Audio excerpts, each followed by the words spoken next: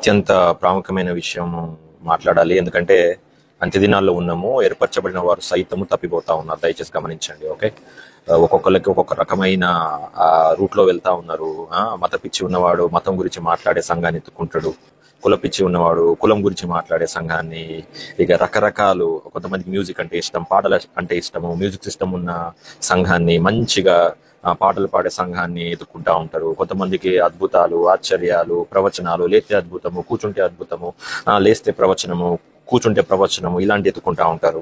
ఇక కొంతమంది దురదగల చెవులు కలిగి ఉంటారు.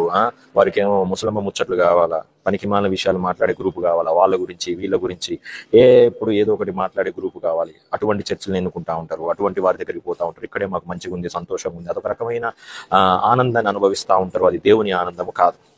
అసలు సిసలైన ఆనందం, రక్షణానందం అంటే ఏంటి? పాపము నుండి విడిపించబడి యేసయ్య యొక్క పరిశుద్ధమైన మార్గంలో నడిపించబడటమే నిజమైన ఆనందం. అదే రక్షణానందం.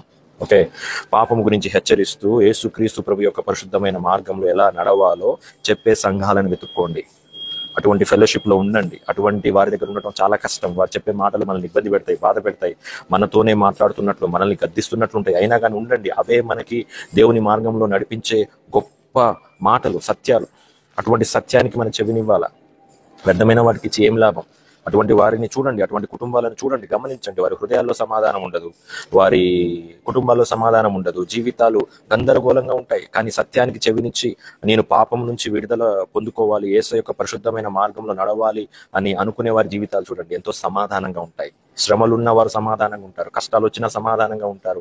యేసుక్రీస్తు ప్రభువులు స్థిరపడతారు, నిలబడతారు, పోరాటం చేస్తారు, అద్భుతమైన సాక్షిగా బ్రతుకుతారు. అటువంటి ఫెలోషిప్ లో మనం ఉండాలి.